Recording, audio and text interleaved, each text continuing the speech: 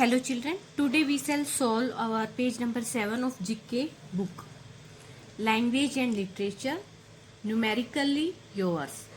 Numerically yours का मतलब होता है संख्यात्मक रूप से आप, यानी आप संख्याओं को किस प्रकार से देख सकते हैं, यहाँ पर दिया हुआ है वो.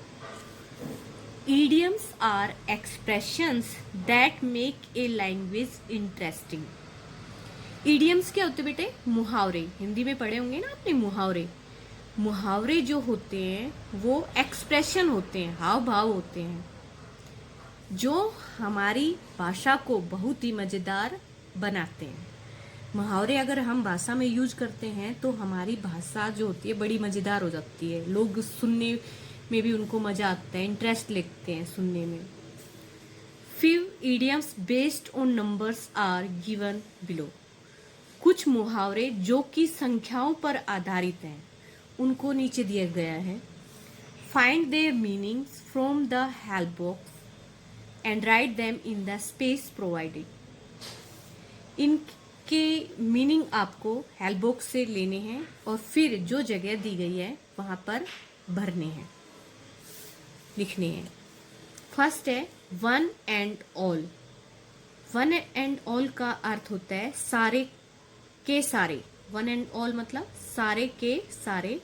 तो यहाँ पर आ जाएगा एवरी वन. हेल्प बुक से लेंगे एवरी वन.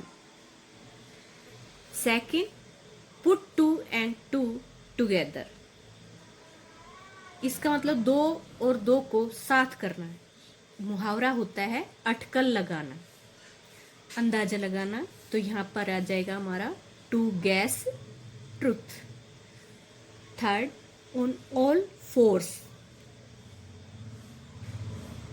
फोर क्या होते हैं? चार. तो इसका मतलब है घुटनों और हाथों के बल. ये मुहावरा हुआ हमारा घुटनों और हाथों के बल. तो ये होगा with one's hands and knees on ground. One with one's hands and knees on ground. Fourth, at sixes and sevens. ये हुआ परेशानी में. इस मुहावरे का अर्थ हुआ 6 और 7 में होना, यानी परेशानी में होना, इन कंफ्यूजन. ये हमारा. नेक्स्ट है 5 इन वंस 80s. वन जो हो गया एक, 80s 80. तो यहाँ पर इसका अर्थ हुआ 80-90 की. कोई भी 80-90 का, यानी जो जिसकी एज 80 या 90 की होती है वो. तो between the age of 80 to 90. Between the age of 80 to 90. Next है 9 to 5. 9 से 5 मुहावरा हुआ सुबह से शाम तक.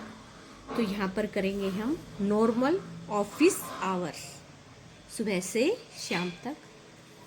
नेक्स्ट है 10 to 1. 10 to 1 10 से 1, यानी इसका यहाँ पर अर्थ हुआ, मुहावरा हुआ संभवतः, most probably. Most probably. Next at the 11th hour. 11वें घंटे पर, यानी इसका हुआ मुहावरा अंतिम समय पर.